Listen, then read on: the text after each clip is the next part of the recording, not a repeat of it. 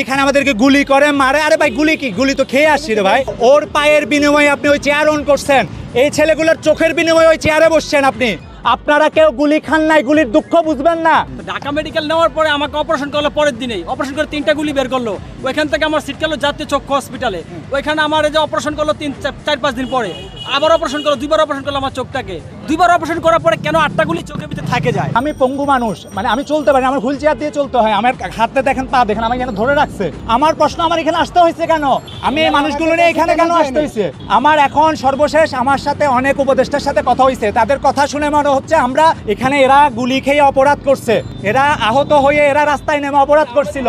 আমি স্বাস্থ্য উপদেষ্টার সাথে সরাসরি কথা বলছি, স্বাস্থ্য উপদেষ্টার সাথে। উনি বর্তমানে সিঙ্গাপুর আছেন, উনি ব্যক্তিগত সফরে বর্তমানে সিঙ্গাপুর আছেন। আমরা সেনাবাহিনীর সদস্য এমনকি পুলিশ সদস্যকে ডাকলাম, আসেন এদিকে আসেন, কথা বলেন। এখানে আমরা কেন আসি? আমরা ওনাদেরকে বললাম আমাদেরকে এখান থেকে যাওয়ার জন্য। আমাদের একটা কর্মসূচি আছে, এখানে বেসিক্যালি ওভাবে কর্মসূচি ছিল না। আমরা এখানে জমায়েত হব। আমাদের নেক্সট হচ্ছে মিট দ্য ডক্টর ইউনুস। এটা কতক্ষণ পরে আমরা রওনা দিব যমুনা ভবনের উদ্দেশ্যে।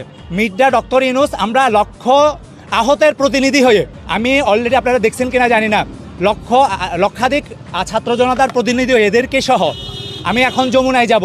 ওরা যদি এখানে আমাদেরকে গুলি করে মারে, আরে ভাই গুলি কি? গুলি তো খেয়ে আসছি রে ভাই।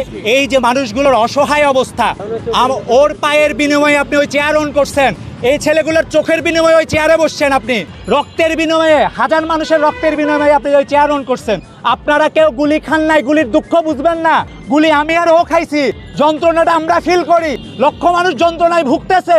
আমার এখানে কেন আসতে হয়েছে? আমাকে এখানে কেন কথা বলতে হবে? আমরা এখন, আপনারা আমাদের সাথে থাকবেন। আমাদের নেক্সট প্রোগ্রাম হচ্ছে মিট দ্য ডক্টর ইউনুস। আমার চোখ দেখতে স্বাভাবিক, কিন্তু আমি চোখে কিছু দেখি না। ফ্যামিলির ভিতরে আমার 6 জন মেম্বার। আমি চাই আমার ট্রিটমেন্ট হোক, আমার চোখ ভালো হোক। ঢাকা মেডিকেল নেওয়ার পরে আমাকে অপারেশন করলো, পরের দিনেই অপারেশন করে 3টা গুলি বের করলো। ওইখান থেকে আমার সিট গেলো জাতীয় চক্ষু হসপিটালে। ওইখানে আমার এই যে অপারেশন করলো 4-5 দিন পরে আবার অপারেশন করলো, 2বার অপারেশন করলো আমার চোখটাকে। করার পরে আমার 6টা গুলি বের করলো, আমাকে গুলিগুলো দেখালো। এখন আমার চোখে 8টা গুলি রয়েছে। ডাক্তার কেন আমাকে ছিট কেটে দিয়েছে? কেন আমার ডাক্তার, আমার এটা ট্রিটমেন্ট হচ্ছে না? আর আমি তো চোখে দেখতে পারছি না। আর 2বার অপারেশন করার পরে কেন 8টা গুলি চোখের ভিতরে থাকে যায়? আর যদি মাথা ব্যথা হয় তাহলে বুঝতে পারবেন আমার 24টা ঘন্টা মাথা ব্যথা। কিভাবে তো সহ্য করে থাকছি নিজের কাছে। মাঝে মধ্যে মন চাই যে ছাদ থেকে লাফ দিয়ে পড়ে না, আত্মহত্যা করে মরি।